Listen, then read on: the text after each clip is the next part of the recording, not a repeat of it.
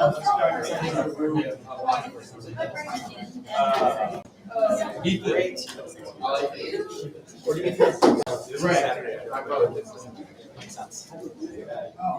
is she dressed up as?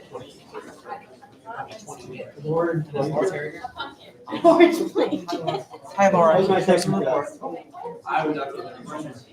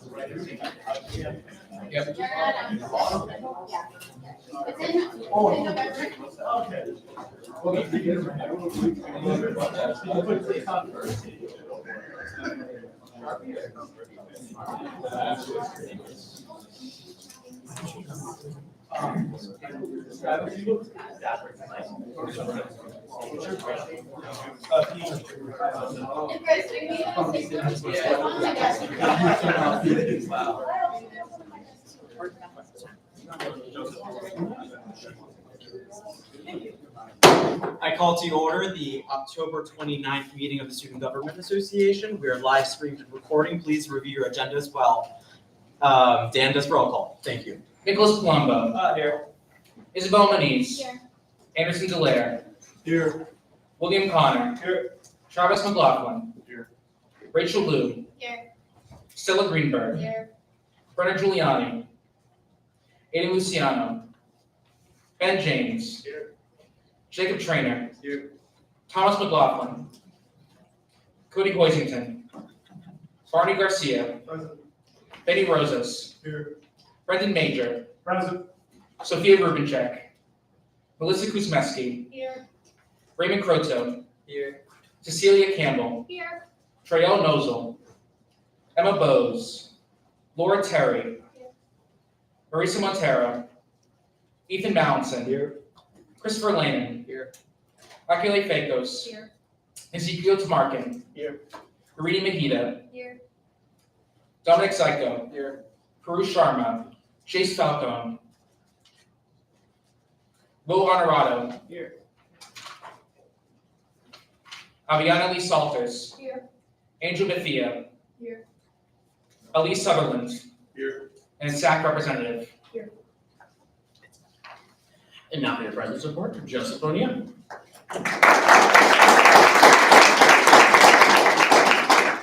Alrighty, hello everyone. Thank you for coming down today. It's great to see so many people dressed up for our little Halloween shebang. It's great to see all the different costumes. As you can tell, I'm a cow, if you couldn't notice, by the dots. Just wanted to remind you all that we are having guest speakers here today from our that include Adam Mitchell, Justin Crane, Sumi Fasolo, Ethan Whittenmore, Ellen Whittenmore, and George Mathey.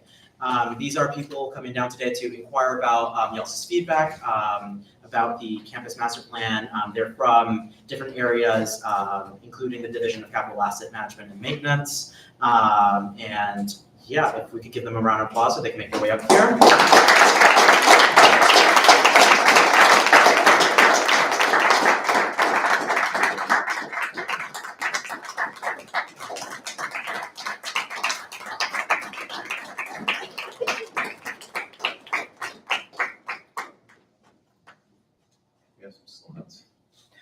So I'm Adam Mitchell. I'm an architect and planner from Cambridge 7, Cambridge, Massachusetts, and it's a pleasure to be here to talk to you tonight.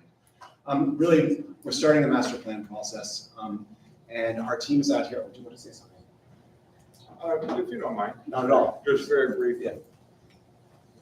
How you doing, everybody? I'm Tom Thering. I'm the Executive Director of Facilities here, so just wanted to introduce our guest speakers here. So I appreciate everybody being here, appreciate you having us to speak about the master plan process. Obviously, we're meeting with all different stakeholders. You all are the most important stakeholder group that there is. We're all here for the students, so they're here to help hear your concerns, questions, goals, aspirations, where you see we're lacking. We want to hear that feedback so that we can get better with that. So just want to say thank you for having us here, and I'll pass it up. Thank you.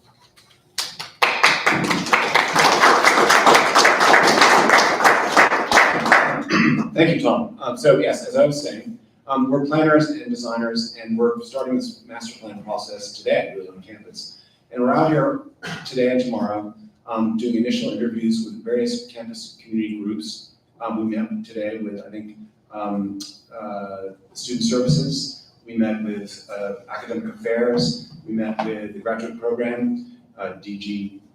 Can't remember their acronym, but they were all really interesting meetings. So tonight we're meeting with all of you, and we have a few discussion points we're going to go through. But let me just very quickly go through what we're going to talk about. We're not really going to introduce ourselves. My team's over here, and they were briefly introduced. We have a brief time. But the master plan is a document that's going to be used by the university to plan the next 10 years of capital projects.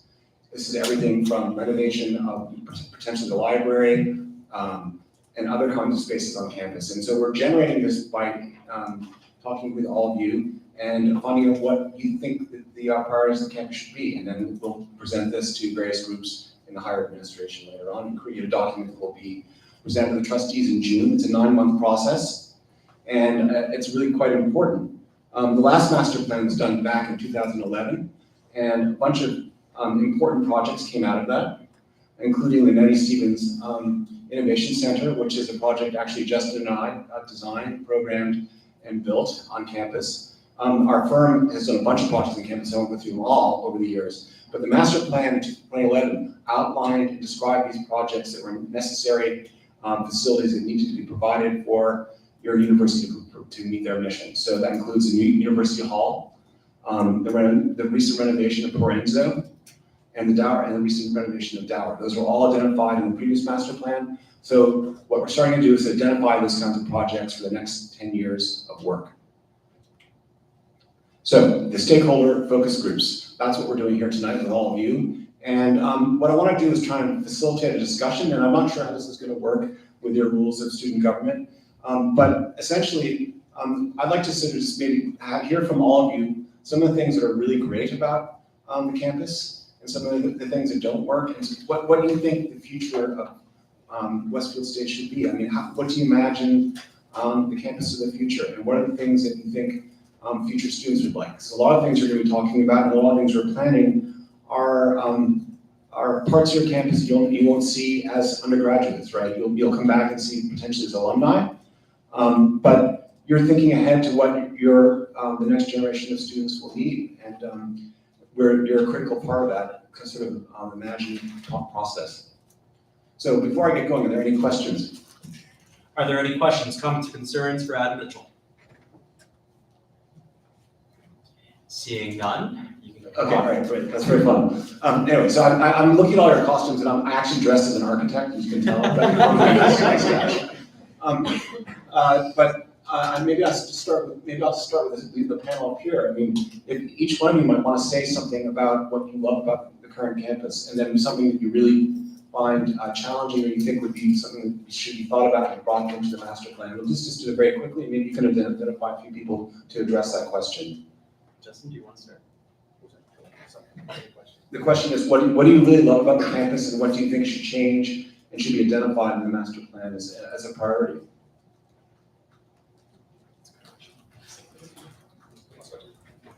So what I like is that campus, this campus especially, is extremely flat, and it helps. So accessibility there is perfect on a mostly flat campus. But within the buildings, I feel like some of them aren't completely accessible, especially Dower, not completely accessible. Some of the residential halls aren't perfectly accessible. I know there's ways like you can get buttons and stuff or remotes and such to make it easier, but I feel like there are better ways we can do that, so somebody doesn't have to do that. Go to somebody and ask for a button or a remote rather than just clicking a button on the outside. So I think that accessibility in all of the buildings being more so closer to 100% rather than being less so would be something that we could work on. That's a great point, and that's something we are looking at. We have a landscape architect who's going to be addressing like on-campus things and then evaluation of individual buildings. Daniel Courier. Hi, thank you for coming down. So with the current campus, I do like that support services are all in one place generally in Prenzo Hall, which I think is very helpful. I think one of the issues that we'll have to deal with is there's a space equity issue on campus where some faculty offices, for instance, are very large and they have tons of books in them, but then for others, they're very small. So there's really no consistency in terms of offices for faculty or even for different programs and offices across campus. Ethan Haynes. Withdraw. Oh. Irini Mahida. Hi, something I really like about this campus especially is there's a lot of like windows and natural lighting that comes into a lot of the buildings, which is really helpful, especially as students, like we all get like super bogged down, lacking that like that connection with the vitamin D. So that's what again is really beneficial for moods and productivity. But something I wish campus could have are other, not necessarily in this building in particular, but in other areas of campus where students can meet, not necessarily in an academic building, but more so like spread apart on campus where we can meet and have other like lounges or just study spaces or just places to congregate and just have a nice time all together as students and faculty and alike. That's an excellent point. And I just would comment that the lack of student space is dedicated and controlled by students has been identified by many members of your community and administration. So this is a priority in the master plan. Dominic Zyko. Hello, thanks for coming down. I have two things. So one of the complaints that I have is the accessibility. There's times where, like for instance, like the Bates bathroom where there's two doors for no reason and some of the buttons don't even work. And I see that it has been addressed in the past, but I figured I might as well add to that. And another problem is like faculty staff parking. My mom's a male person that's with the receiving department here at Westfield State, and she has during like the midday she has to go around to different departments receiving different mail, and she has problems kind of just trying to find where to park. And obviously it's a big issue that's been addressed prior, but I figured I'd like to see your opinion on that. Great, thank you. Angel Bethea. Did I pronounce it correct? I'm sorry. It's okay. One of the things that I enjoy about this campus is the buildings, the natural lighting, the lighting that's inside, and the privacy. A building in particular that I'd like to focus on maybe is Courtney Hall in terms of lighting, because kind of when you walk in there, it's sort of like a dungeon sort of feel, as well as the privacy in terms of the bathroom showers. There aren't really doors that go on the showers, there's only curtains, and I feel like that would be a good thing to look into as well. This is a residence hall, I take it. Yes. Thank you, Angel. Chris Lennon. Hi, thank you for coming down. I just, kind of wanted to go off what Angel and Irini said. But I think, one thing that we talked about a lot last year was having an importance of having, a gender neutral bathroom in every building. Right now, they're in most buildings, but the dining hall is one that's severely lacking. And I think that could be something we look forward to in the master plan. Another thing I did want to get your feedback on is we talked about, deferred maintenance in a couple of recent meetings. And kind of the reusability of Lamers Hall, that it's kind of on its last leg almost, I feel like, and I'm hearing that from a lot of people. So what can you say to other residence halls that maybe need a facelift or a revamp, like Courtney Hall, Dickinson, even Lamers? What do you think the lifespan is on those halls? Well, I can't. It's a very complex question, but I have to assure you that those concerns about the condition of residence halls was raised by the director of residency earlier today. So it is on the agenda for the master plan, but it's a really complicated thing. The Commonwealth has enormous amounts of space that is, has deferred maintenance. So it's an ongoing issue for the entire portfolio of buildings not only in the educational system, but also in every other aspect, including prisons and all that kind of stuff. Can I readdress? I think we have I have a point of information. Lamers Hall was recently renovated over the summer. I don't know if it's to everyone's liking of how well it was renovated, but it was just recently renovated. So I did want to put that out there. Thank you. Yeah, so I just wanted to also, back to what I said for the first part, what is your opinion on getting a gender neutral bathroom in every building? Do you see that as a? It's a priority for what I heard, at least from what I heard from this morning from the administration. Okay, all right. I mean, I think this is an important thing. And again, this is something that's not just on this campus, it's on many campuses throughout the county. And just in the interest of time, I do know that they have more slides, so we have time for 3 or more parts of that, so we can have general Q&A at the end. Ezekiel Tamarkin? Well, just to start with something I like, I'm a student who just hit 30, and the fact that there was a place for me and I can say it's a pretty nice place is pretty good. I mean, the apartments could use an update. I think they were made in the 70s, but you've already heard that about every place, it sounds like. What I wanted to focus on was parking, which was mentioned before, but I joined the Senate because I wanted to change how parking works. And the one conclusion after talking with many different people is that we need an additional parking lot that's closer to the campus and on campus. And I was wondering if there's any plans to add additional parking in a greater quantity than just opening a few slots. I can't address that because I'm not sure. Parking is part of what the study is being done for the master plan, and I don't know how that's concluded. I will just point out that the school over the last 30 years has really changed how it's looked at parking, right? And the school has transitioned to a residential college. So and with commuting students still, and a very important part of the community. So these things are really tricky balance to how to have parking and also have a residential campus where people can walk and feel safe. So that's one of the things that the master plan will be looking at, is improving safety and also improving how the parking lots work. Thank you. Ben James? Hey, thank you for coming down. I just want to continue to add on to the accessibility. My personal experience, I live in Davis Hall, and there isn't really any like buttons or anything to help people who may not be able to. That's not where it's at. There's just not a lot of accessibility for students in Davis Hall that I believe should be addressed at some point in the near future. Thank you, Ben. Brendan Major? Thank you for coming over. But I know one thing I like anyway about this campus overall is how easy it is to walk from one side of campus until the other is about 1 minute walk depending. But one thing that I'm curious on if you have any plans for the future is I know they've done some stuff of, I think this is more public safety wise, but even with more security of the actual cars and vehicles that are more in self-lock during the actual week or days. I know, for instance, in the past there has been car theft really happening. So yeah. Okay, I mean, I think public safety, of course, is a really important aspect of the campus, and I think we will be touching on that with that sector of the administration. I don't have any specific answers to your question about improvement.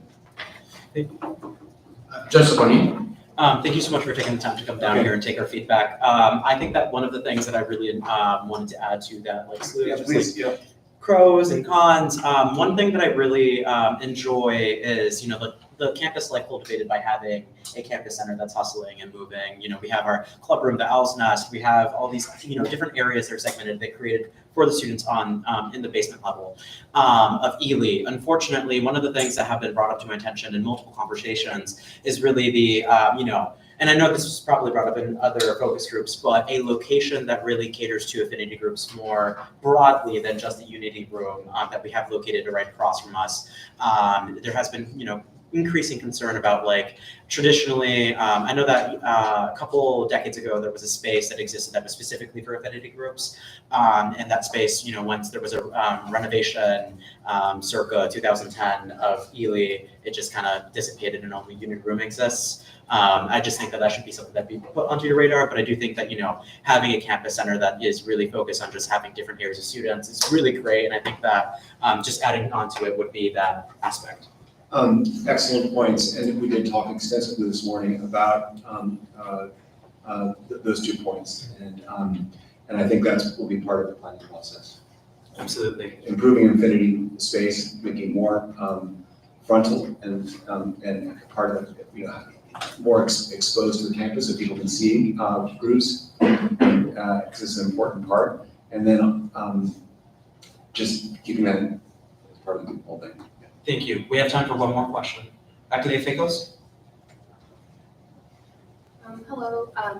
One thing I like about the campus is that there's a lot of different opportunities to do lots of resources, lots of spaces that you can go to, like as you mentioned, Joseph.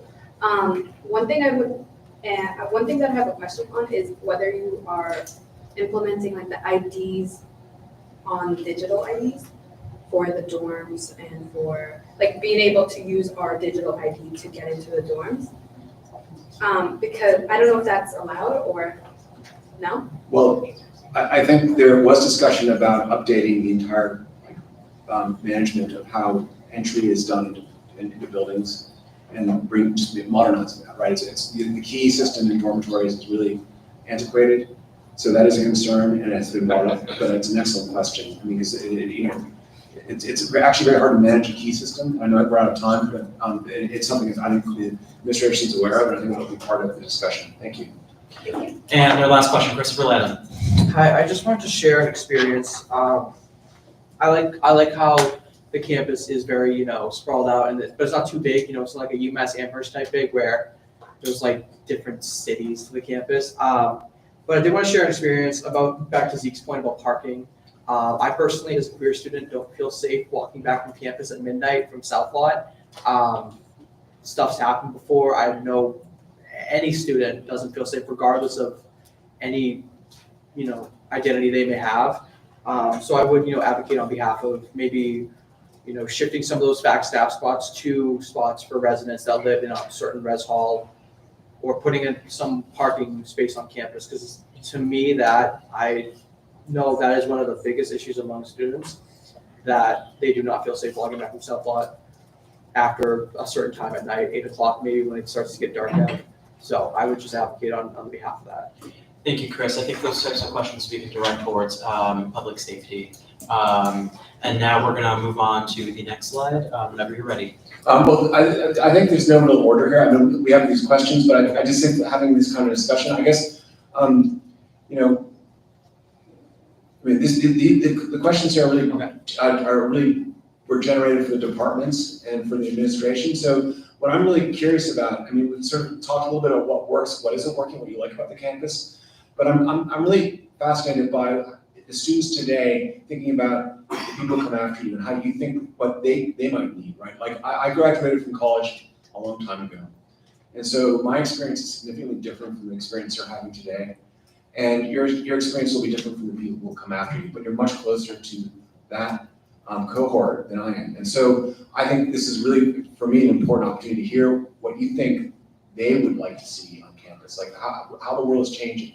And that's a very complex question, so if we think that's not something we can talk about here, that's fine, but that's something I'm curious about.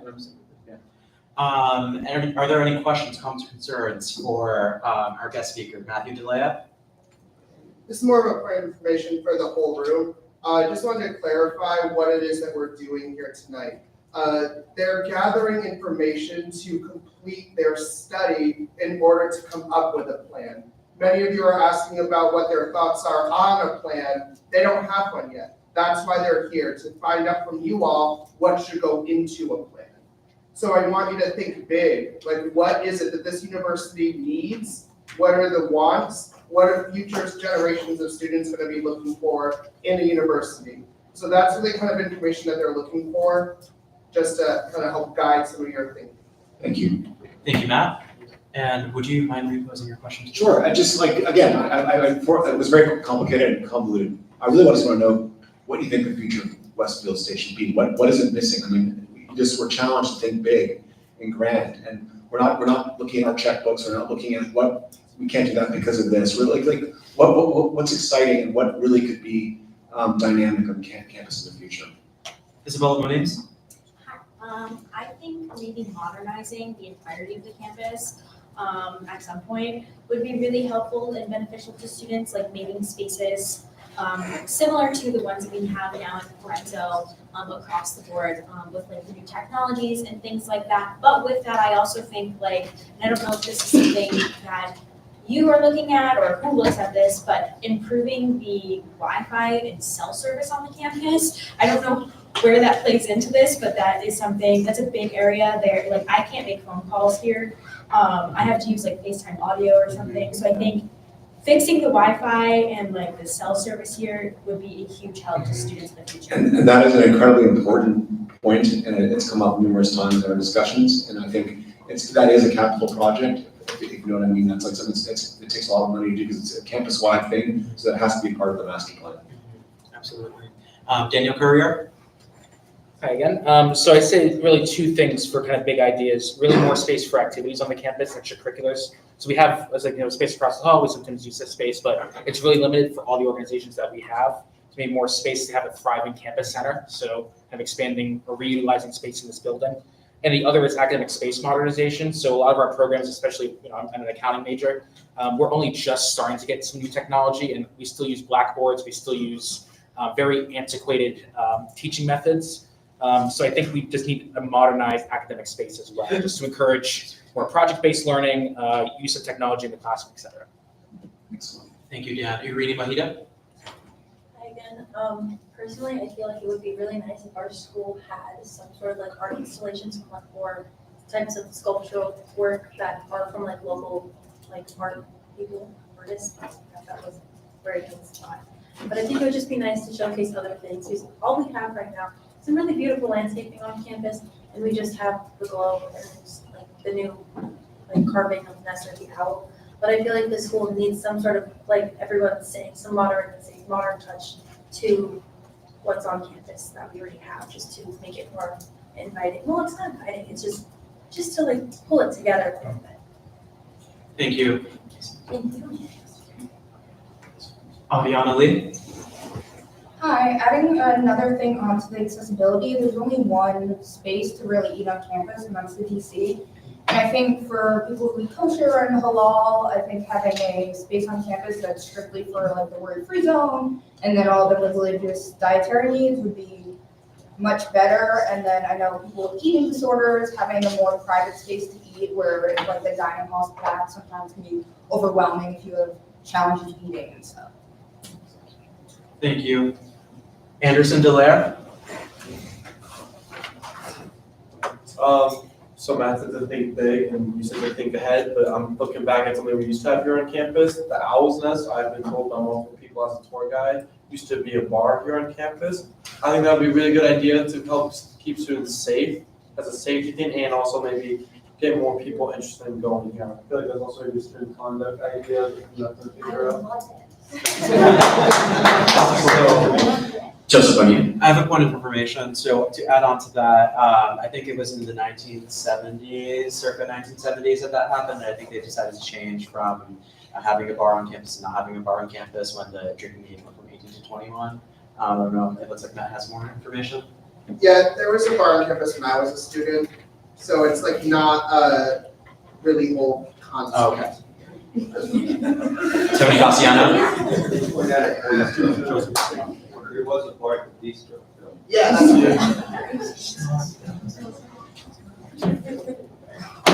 Please. Christopher Lannon?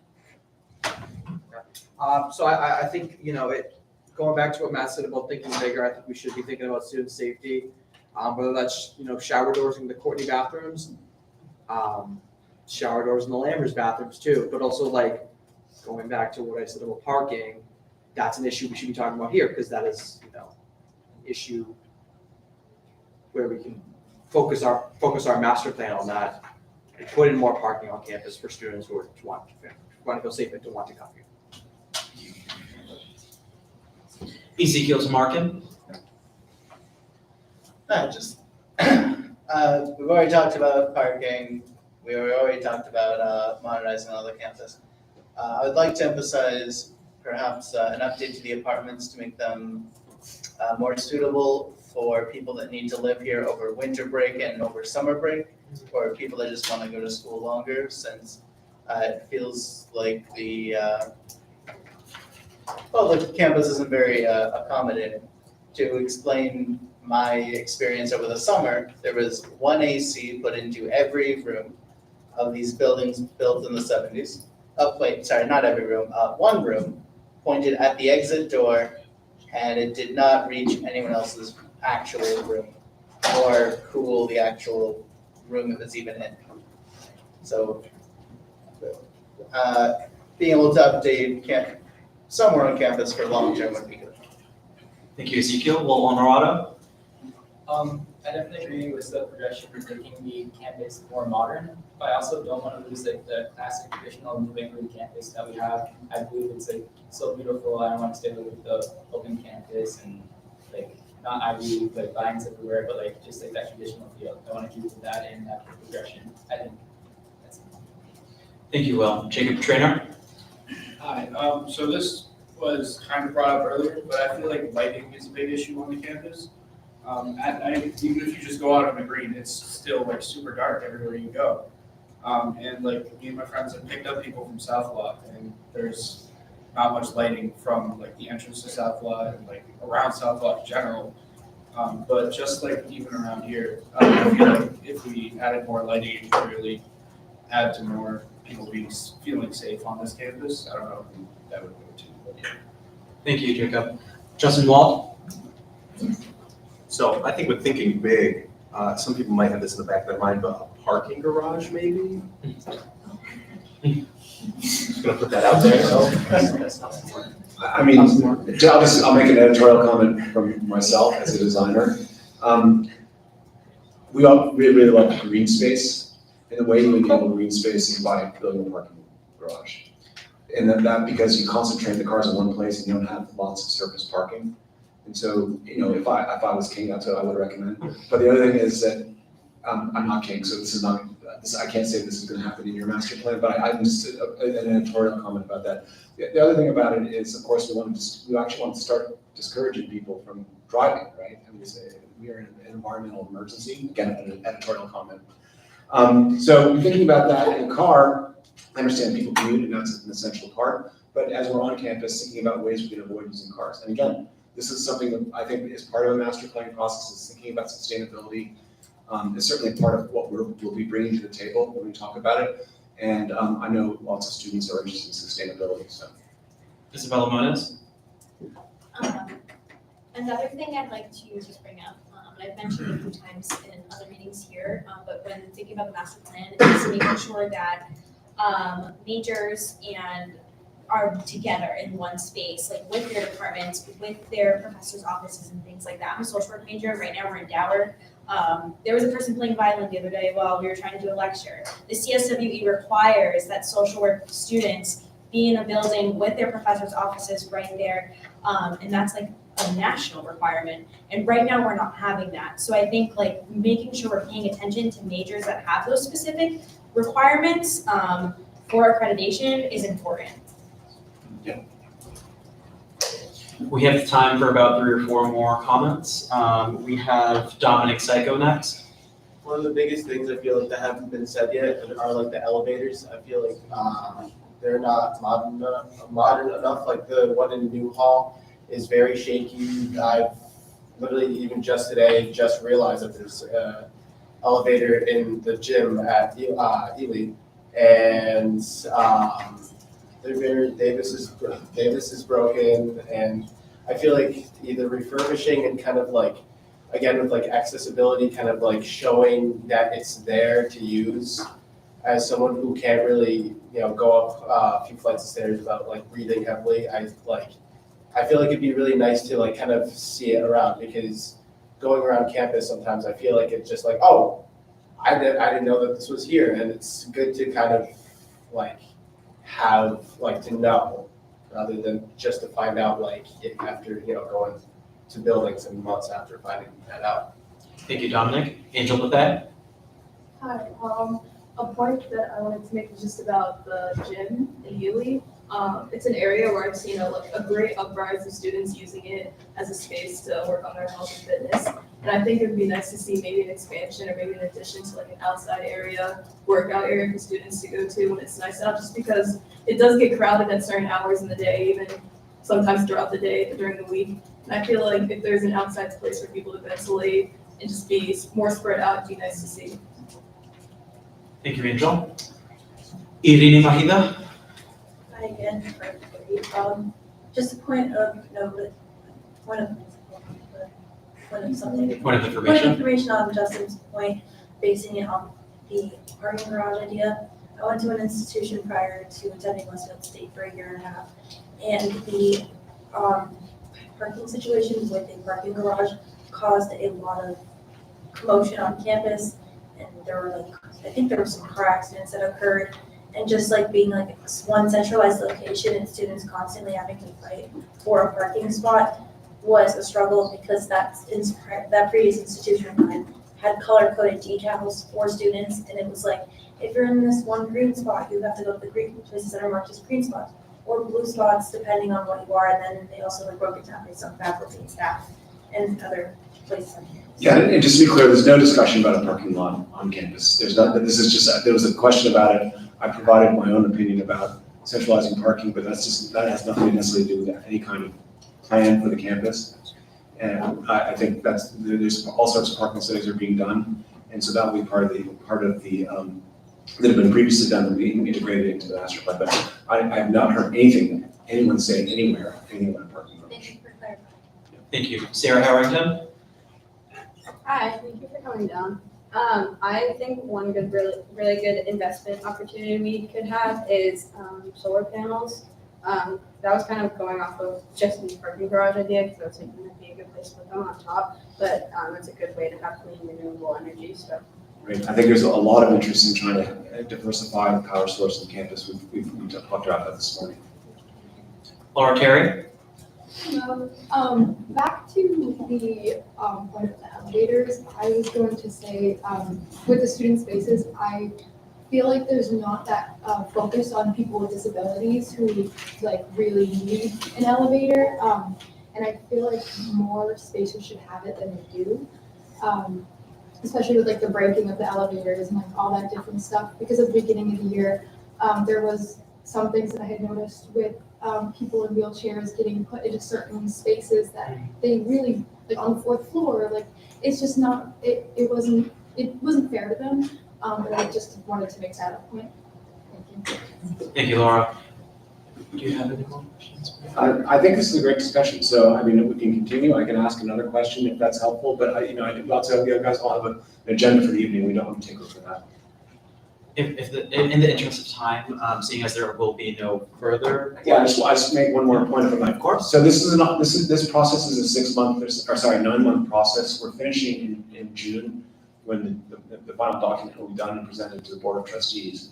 We'll be back on campus periodically over the next 9 months. We'll be looking for more input from the steering committee, which represents a bunch of different committees of parts of the campus, including student government. So this is not the only time that you have an opportunity to comment or to make your concerns known to the planning group and to the administration. So I just encourage you to keep track of what we're up to. We will make an effort to make sure that you know what we're doing. But I think the more engaged we can keep you all in what we're doing, the better. And that's what makes ultimately a better master plan, is that people feel like they are part of the process, and their views are part of what the conclusions are. Thank you so much for joining us.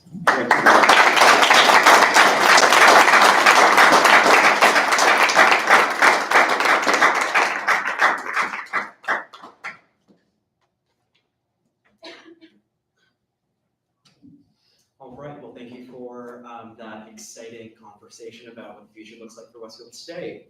I'll be moving on with the rest of my report. I would like to start off by thanking every one of you who participated in last week's voter registration pop-up events. We had one on Monday, one on Wednesday, and one on Friday. Thank you so much to everyone who helped facilitate and support that and spread the word.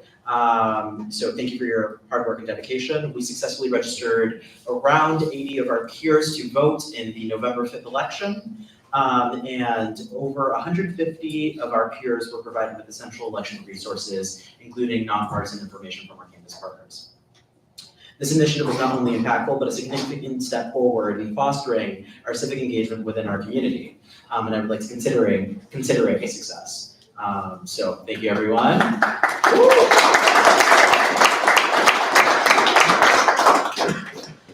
In addition to celebrating our recent achievements, I'm excited to share that I've been appointed to the Commission of Higher Education Quality and Affordability by Governor Healy. This task force has been convened by the Board of Higher Education to evaluate and make recommendations on how to improve the quality and affordability of higher education across the Commonwealth. Our focus will include a comprehensive review of state financial assistance programs for students attending institutions within the University of Massachusetts segment and state university segment, as defined under Section 5 of Chapter 15A of the General Laws. This task force will undertake the following evaluations. 1, state assistance programs. We'll be analyzing finding resources, including aid for tuition, fees, and other costs of attendance to enhance accessibility and affordability. 2, students' costs and depths, investigating the financial burden students face during and after their academic careers. And 3, student success programs, reviewing support resources such as academic counseling, career guidance, and facility improvements that contribute to student achievement. And 4, recruitment and retention of faculty and staff, identifying necessary enhancements to attract and retain qualified educators. And finally, 5, financial assistance design, developing innovative models to increase state assistance and improve student outcomes while reducing costs. As we embark on this important work, the task force will consider various barriers, including financial, logistical, and cultural, that affect students. Our recommendations aim to promote access to high-quality higher education in Massachusetts, and I will be serving until May 31st of 2025. Additionally, I wanted to inform you all that on Thursday, October 31st this week at 8:30 a.m., both Daniel Carrier, our student trustee, for those of you who are new in the room, and myself will meet our Vice President of Government Community Relations, Attorney Melinda Phelps, to discuss the upcoming legislative breakfast that we've been discussing these last couple of meetings. Lastly, I would like to gather your preferences at the end of the report, so let me know after they ask if there's questions, comments, or concerns, what your preferences are for a team bonding trip in November. Currently, the dates that we have in mind are Monday, November 18th at 6 p.m., Wednesday, November 20th at 6 p.m., and Friday, November 22nd at 6 p.m. So again, please let me know after the meeting or after my report what your thoughts are. And before I go into my quote, I would like to take a moment of silence for the tragic loss of one of our community members last week. If we could just take a moment, I would appreciate that.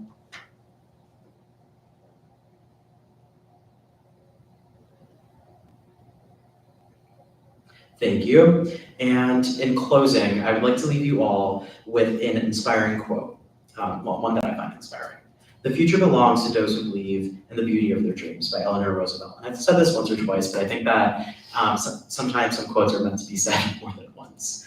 And with that said, let us continue to dream big, work together, and to create a brighter and better vision for our university. And with that, thank you. Are there any questions, comments, or concerns for Joseph? Yes, I forget your name. Tom Therian. Tom Therian, yes. Just on that note, I just want to close and key off of what Matt said. And obviously, we'll be gathering input, like you said, to think through. Obviously, we have a lot of immediate concerns, and as they said, I mean, this could be anything. It could be you need a new dining conference, a new academic building, a new dorm. You want to try to think about even programmatics. Maybe there's a program that you never you wanted to do, but they didn't have available, or you see it growing. So anything that you can think of where we are, where you think we need to be, please think about that. Reach out with any feedback we have. We'd love to gather that information from you. Thank you very much. Are there any further questions, comments, or concerns for Joseph? Brendan Major? Hi, Joseph. Do you mind just repeating the actual dates and times that you were thinking of for the team body? Absolutely. Thank you for that question. So we have on our docket potentially Monday, November 18th at 6 p.m. Wednesday, November 20th at 6 p.m. and Friday, November 22nd at 6 p.m. And for those of you who are new, I may want to iterate that a team bonding trip is a traditional thing that SGA does with their senators. We have gone to we've gone to a Thunderbirds game, we've gone to arcades, we have done some retreats. It's really just an opportunity for all of us to get to know each other on a more social level. I know that we're up and serious and legislatively, but it's sometimes good to have that moment to really just connect with your peers. So that's really what that point is, and I hope to see you all there. That's why we're asking for a specific day that might work for the rest of y'all, so that we can find a date that works for most people. Christopher Lamb. Hi, Joseph. Hi, For Chris. those that may remember back to 2022, and we kind of went to, I think it was Holyoke Community College for Springfield College for like a summer camp. It was more of a team bonding experience and more learning leadership values. I was supposed to last year, but I think we went bowling. We went to a Thunderbirds game. Do you have a preference of what you think we would do? I personally like what we did my freshman year, if I'm being honest. So that's my input. Yeah, thank you for your question. So we were thinking strictly recreational for this semester. We're planning on doing 2 team bonding trips this year, one in the fall and one in the spring. We were thinking recreational based on feedback that we've gotten from previous years and just what the general consensus was. Austin Morgan. Oh, sorry. Wednesday at 6 p.m. works for me, Joseph. Thank you, Austin. Ezekiel Markin. Any chance it could be a Tuesday or a Thursday for the people that have classes on Monday, Wednesday, Friday? That's a really great question. So unfortunately, we won't be able to kind of meet everyone where they're at. And, considering the fact that Tuesdays we have long SGA meetings, we don't want to hold you all after SGA meeting and be like, oh, we're going here. No one wants to come. Maybe, I don't know, maybe you guys do. But that was my general idea. So we were thinking Monday, Wednesday, or Friday around 6 p.m. because I feel like those would be the general evening times. No one wants to be out until 10, 11, 12 p.m. So we were suggesting Monday, Wednesday, Friday. Nicholas Palumbo. Yeah, I agree. I think Wednesday would be great because then you can remind people on Tuesday at the meeting too. So you get mass participation. Thank you, Nick. Welcome. Are there any Ezekiel Markin? Has it been decided what will be done? Or is that something that will be decided at a different time? What the activity will be? I have a suggestion. There's a long-standing tradition of teasing y'all with it and then y'all finding out what the trip is. I don't know if we were planning on doing that this year, but I saw some exec smirks. I think that's the case. That being said, I see that there's been 2 people who said Wednesday at 6 p.m. Can I get a show of hands who would be available Wednesday, November 20th at 6 p.m.? Sounds like the majority of the room would be. So I think we're gonna go ahead and move forward with that date. And it's highly encouraged. It's a great opportunity, but if you're unable to make it, there will be another one in the spring. Are there any further comments, questions, or concerns for Joseph? Seeing none. Thank you, Joseph. Thank you. And now for your Board of Trustees report, Daniel Courier.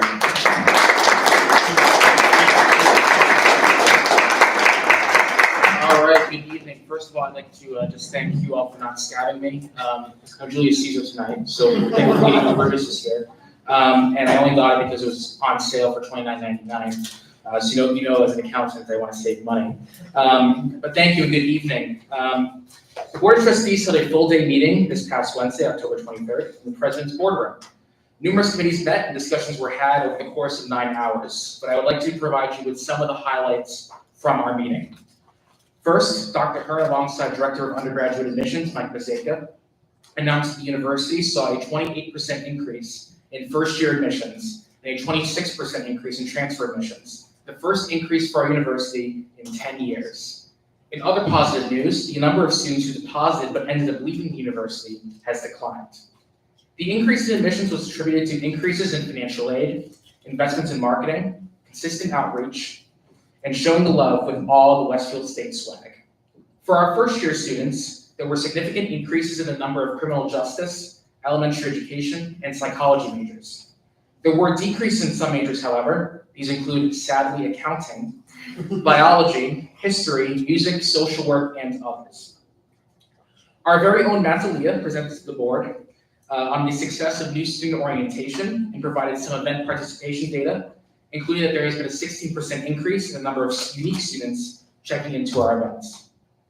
The university will be engaging in a strategic enrollment planning process under the purview of a strategic planning committee or enrollment committee that will be comprised of 3 subcommittees: undergraduate recruitment, DGCE recruitment and retention. An initial draft of a strategic enrollment plan will be completed by February of next year. Vice President of Institutional Advancement, Lisa McMahon, shared that the Blue Diamond Ball and other 185th anniversary celebration efforts helped the foundation raise $250,000. A full accounting of dollars raised and spent will be provided in December. During the first quarter of FY25, the foundation helped to raise roughly $160,000 in gifts and acquired roughly $710,000 in grants, an increase over the same time last year. Provost Salka shared some initiatives on ways to improve retention on our campus. These include the introduction of a dual advising program for first and second year students, where each student will be assigned both a faculty advisor and professional advisor, and they will be required to meet with both. A campaign to increase the use of WSU 360, the early alert system, transfer all academic administrative assistance on student support services, and a new Westfield Inform model where spreadsheets will be created for all majors that show students how they can complete their degree in 4 years.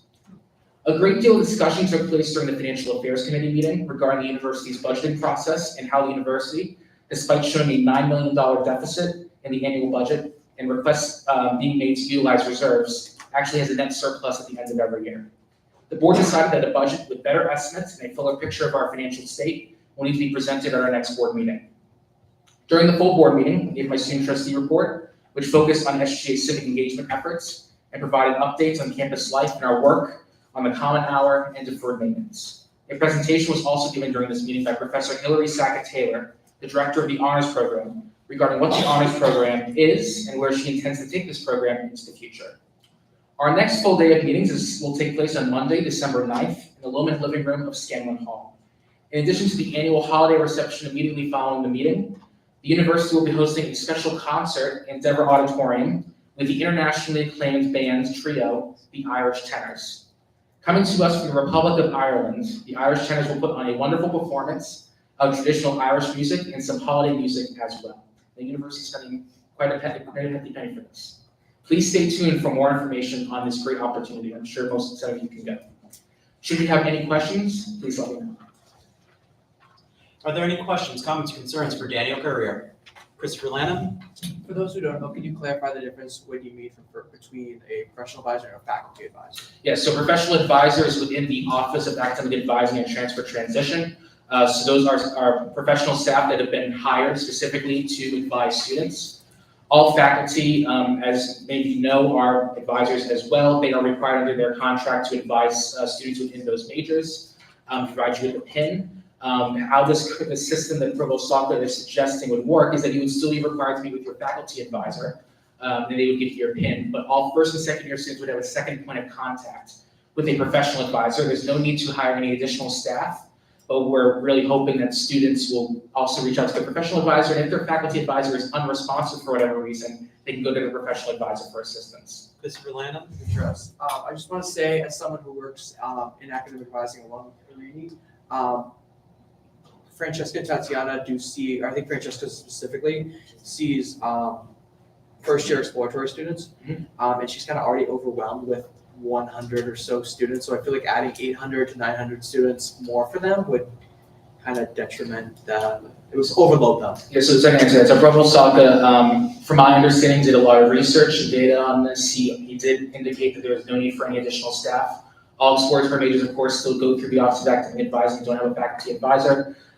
This again is a separate point of contact, and those sessions that they'll have with students should be very few and far between in terms of the length of them. Irini Mahida? Just to piggyback off of what Chris is saying, in terms of professional advisors in the Office of Academic Advising, we have Rob Thornton, who runs the Academic Advising Office. We have Tatiana Morel. We also have Francesca Moriarty. And then we also have Bill Pass, who not only does he see students, but he also does academic working students.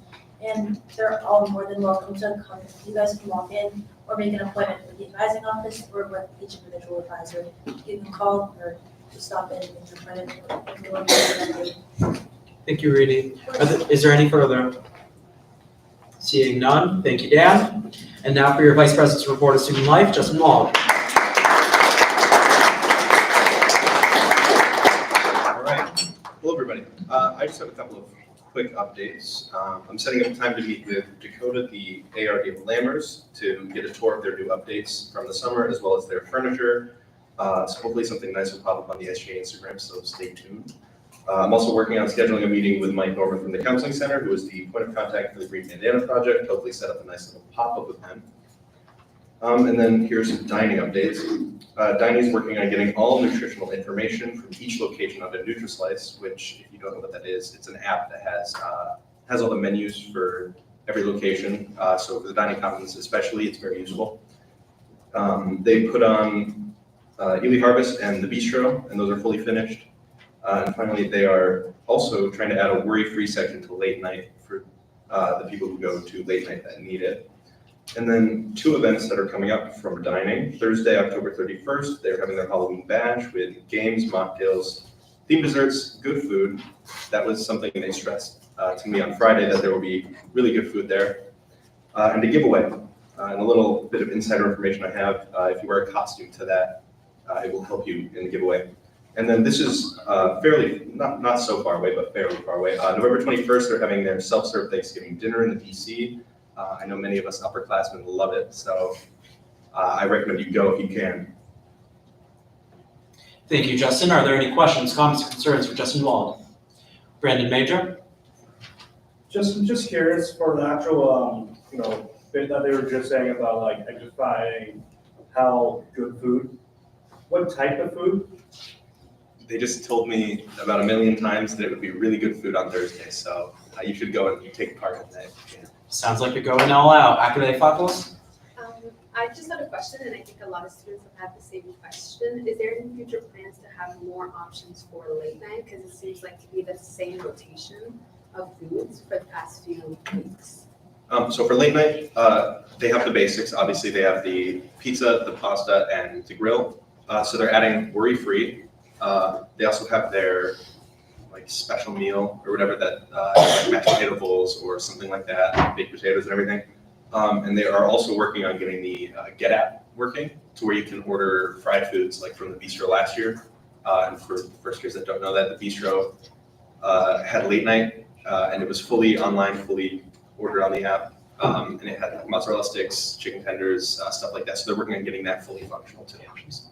Joseph, from you? And Withdrawn. Transformation, that's already up, by the way. Okay, so I'll talk on that. They wanted it to be a soft launch, but I guess we could share it with you guys. She said in the email that it was okay for us to call her friends. The Get app is, So yeah. So what they told me was to just share it with the e-board, but so they soft launched it on the Get app, so you can order on the Get app for late night, pick it up at the register, and I think they're going to try to make sure that there's an area to sit because they won't be able to let you into the actual DC unless you use a meal swipe. So for people who don't like to use meal swipes or don't have that many of them and they're limited, there should be seating there as well unless you want to just grab it and go. Thank you, Travis. Thank you, Justin. Ezekiel Tamarkin? Just to talk about your trip to Lammers, actually. We were talking earlier about accessibility and making things more, well, accessible. I went through Lammers myself, actually, and took a small tour and noticed that there's very few gender-neutral bathrooms. Like, there might be one for 2 whole wings. Something I've noticed, and mentioning it for you to look at. Oh, okay. Thank you. Akile Fakos? Okay, last thing.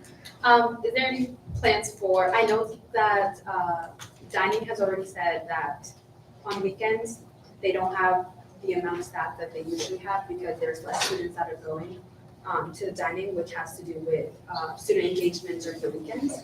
But for those students who are going to the dining, it's brunch for like majority of the day. Is there any plans to have like other foods besides like the normal breakfast foods, and then they always have like some rice for the lunch, for the brunch aspect? I'm not sure. I haven't talked to them about that, but I can definitely send an email to Melissa and talk to her about that. Thank you. Is there any further? Seeing none, thank you, Justin. And now for your Vice President's Report of Academic Life, Sarah Harrington.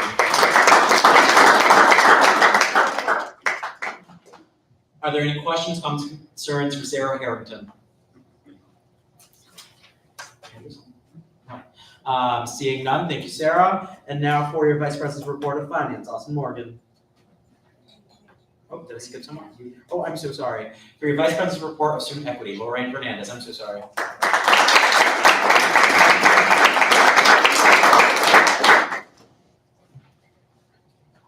Good evening. Hope you're all doing well. I just wanted to share some updates about my recent meetings and ongoing projects aimed at supporting our diverse student body. On Monday, October 21st, I met with Father Savage at the Interfaith Center. We talked about how the Interfaith Center serves as a peaceful space for students to meditate and connect. He shared several initiatives like the Student Listening Circle, collaborations with the Right Center, and the Pause for Peace, which happens every Tuesday at 12:30. We also discussed the upcoming Interfaith Chaplains Council meeting on Wednesday, November 6th at 9 a.m. Next, I met with Jenica Spitz-Gaznola, the Director of Belonging, Inclusion, and Learning under Academic Affairs. She is officially the advisor for affinity clubs and mine as well. We agreed to meet on a regular basis in my role as VP of Student Equity. During our meeting, we discussed ways to improve the Unity Council and make the Unity Room a more welcoming place for students. We talked about encouraging more students to get involved in our meetings and initiatives. Our next Unity Council meeting will be on Monday, November 4th at 3 p.m. And a follow-up meeting on Monday, October 28th, which was yesterday. I assisted her to plan a special event for first-generation students on Thursday, November 21st from 4 to 6 in the Owl's Nest. We are also hosting an event on Election Day, November 5th at 8 p.m. in Scanlon Banquet Hall. The purpose of the event is to bring students together after the election results. There will be various sections throughout the room, like a film showing section, a study room area, a talking circle section, and a game section for games like Just Dance or board games, and also an arts and crafts section. This is where all students to come in, feel comfortable, and distract themselves from the stress of the elections. My next one-on-one meeting with Jenica will be on Tuesday, November 5th at 3 p.m. I also met with Charlotte Caponia, I'm sorry, English is not my first language, I apologize. She is a co-chair of the Campus Pride Committee on Wednesday, October 23rd at 9:30 a.m. She explained some of the important work the committee is doing, such as advocating for gender-neutral bathrooms and planning for the Transgender Day of Remembrance on Wednesday, November 20th. We will hold a planning meeting soon to ensure this event is meaningful and well-attended. Looking ahead, I will be working on revamping the Unity Council with Jenica and continuing my efforts in creating a committee under VP of Student Equity to support all students. As always, my office hours are Monday 12 to 2 p.m. and Tuesdays and Thursdays from 3 to 4 p.m. Finally, as an announcement, the Latinx Association for Empowerment, also known as LAFE, are celebrating a known tradition in Latin America called Day of the Dead. In Spanish, we call it Dia de los Muertos. This event will be hosted tomorrow, Wednesday, October 30th at 5 p.m. in the Owl's Nest, across from this room. I encourage everyone to attend, since this is a space to commemorate and honor our past loved ones. As part of the tradition, there will be an altar where anyone can bring pictures or items to remember their loved one. As always, if you have any questions or concerns, always feel free to reach out. I look forward to sharing more updates soon. Thank you. Thank you, Lorraine. Are there any questions, comments, or concerns for Lorraine Fernandez? Seeing none, thank you, Lorraine. And now for your Vice President's Report of Finance, Austin Morgan. Are there any questions, comments, or concerns for Austin Morgan? Austin Morgan? Ahoy, Senate. During our last meeting, Senator brought up how Finance Committee, how we didn't give you enough time to kind of, talk about and think about the finance proposals that we brought forth. So moving forward on this Friday, the Finance Committee is going to meet, and we're going to discuss that and how that would work, and then probably start sending them out beforehand so you guys can look at them. Thank you, Austin. Are there any further? Seeing none, thank you, Austin. And now for your rules and regulations report, Ethan Hands. Be a little place up here. I'm the only e-board member without a costume on. First off, good evening, Senate. The Rules and Regulations Committee met this past Tuesday, October 22nd, in the Bonacos conference room. The committee had 2 items to consider. First was the African Student Association, hereby now referred to as the ASA. After reviewing the Constitution, we recommended approval pending the edits outlined that should have been outlined. I might have sent over the wrong document. My apologies. I can get that to you at a later time.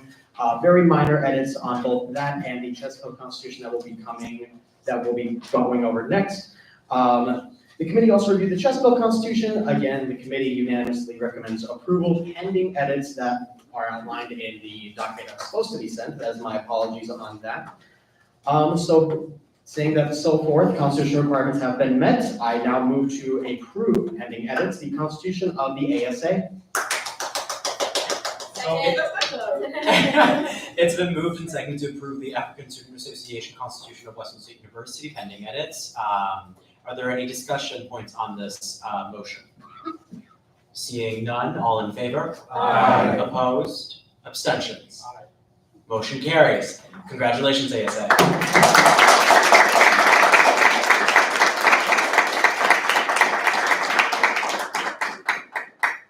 I love new RSOs. I now move to approve pending edits the Constitution of the Chess Club. So moved. It's been moved and seconded to accept the Constitution of the Westfield State University Chess Club pending edits. Is there any discussion points on this motion? Seeing none, all in favor? Aye. Opposed? Abstentions? Aye. Motion carries. Again, apologies on not getting those proper edits to you. I will make sure to send over the correct file to Joseph next time. Apologies on that. Thank you all again for your dedication to SGA. It's really appreciated and it's noticed. The next meeting for the Rules and Regulations Committee is scheduled for November 12th at 4 p.m. in the Bonacos Conference Center to accommodate students' ability to vote. Thank you, Ethan. Are there any questions, comments, concerns for Ethan Haynes? Seeing none, thank you. And now for your first year class report, Ben James.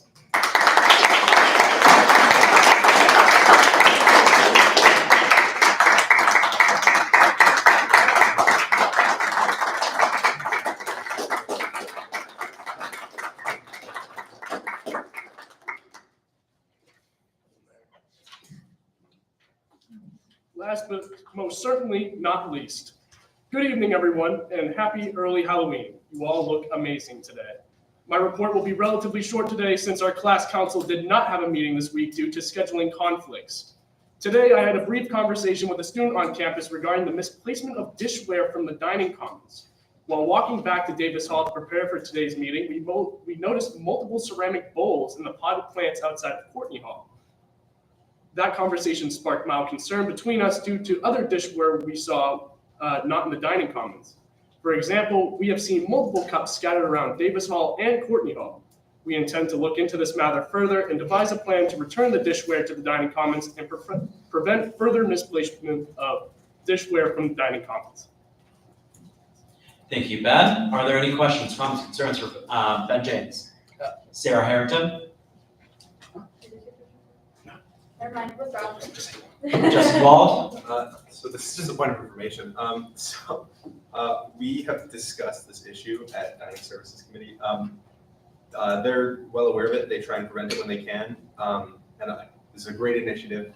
You guys are doing good work with this. But I do want to let you know, usually at the end of the semesters, they do put bins in each res hall for people to return these things. But I don't want that to deter you from trying to do this because there are a lot around campus. The associate director of dining, Sarah, even says in the winter, sometimes when she parks her car, she finds them hidden in snowbanks and comes back with a stack of plates, bowls, cups, and a bunch of silverware. But the good news is with the silverware, it's extremely cheap. So that's a good thing, cheaper than it has been in the past. But the other ones are not so cheap. So if you guys see them around anywhere, you should return them, please. It helps all of us out because the more expensive it gets, the more expensive our meal plans get. Thank you, Justin. Daniel Courier? Withdrawn. Thank you. Are there any further? Seeing none, is there a, thank you, Ben. Go Birds. Yes! Woo! Is there a motion to open new business? So moved. It's been moved. It's been moved and seconded. All in favor? Aye. Opposed? Abstentions? New business is open. Hello, everyone. So usually we do our appointments during my report. However, I lost track of that, so I'm going to make sure we do that now. Can I have Will Honorado stand? I would like to motion to appoint Will Honorado as a University Hall representative for the remainder of the fall 2024, spring 2025 semester. So moved. Second. It has been moved and seconded to appoint Will Honorado as a University Hall representative for the fall 2024, spring 2025 academic semester. Are there any questions, comments, or concerns on this nomination? Seeing none, all those in favor? Aye. Opposed? Abstentions? Aye. Nomination is confirmed.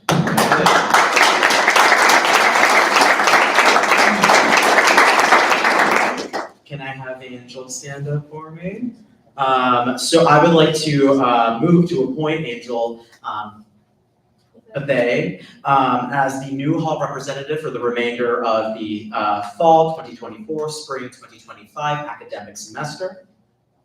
So moved. Second. It has been moved and seconded to appoint Angel Bethea, I said that correct? No. Bethea, excuse me, as a new hall representative for the fall 2024, spring 2025 academic semester. Are there any questions, comments, or concerns on this nomination? Seeing none, all those in favor? Aye. Opposed? Abstentions? Aye. Nominations confirmed. Congratulations.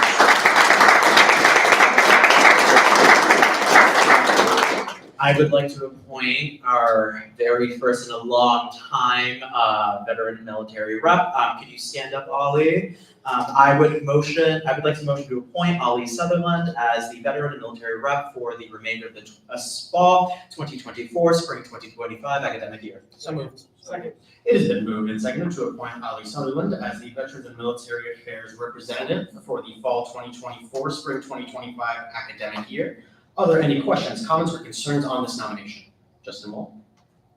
So I just want to say thank you for coming down and filling this position. It's the first time in my 3 years of being on SGA that it's been filled, and I really appreciate you doing it.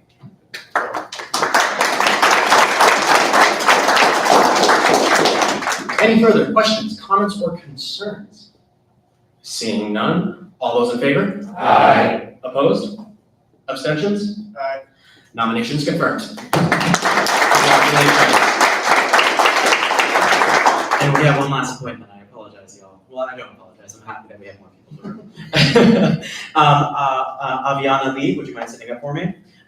So after an interview from the class of 2027, they moved to appoint Aviana Lee Salters as the class of 2027 rep to Senate for the remainder of the fall 2024, spring 2025 year. So moved. Second. It has been moved and seconded to appoint Aviana Lee Salters as a class of 2027 representative to Senate for the fall 2024, spring 2025 academic year. Are there any questions, comments, or concerns on this nomination? Joseph Benin? Just as a point of information, the reason why I'm appointing them instead of the class of 2027 is because the president is absent and there are no reps to Senate at the current moment. Thank you, Joseph. Any further questions, comments, or concerns? Seeing none, all those in favor? Aye. Opposed? Abstentions? Aye. Nomination is confirmed. Congratulations.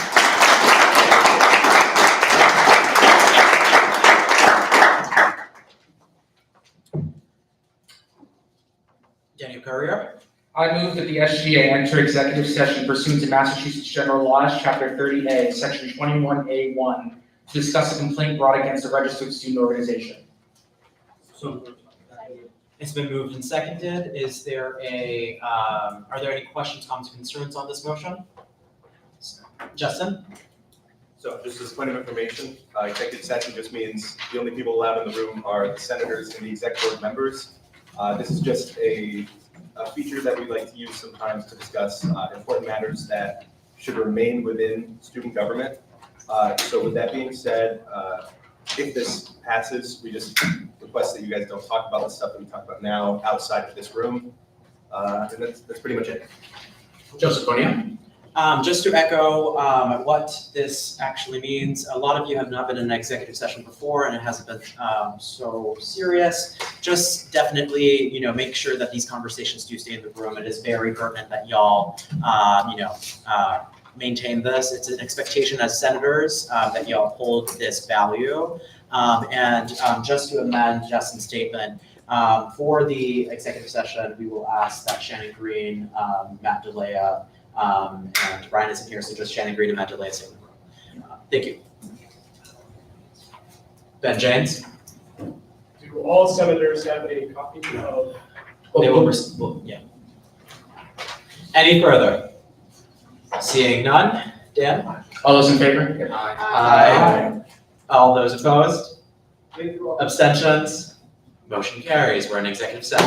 I now request that the live stream stop and all non-SGA members leave the room with the exception of Matthew DeLea and Shannon Green. Thank So you. hold up until the live stream stops.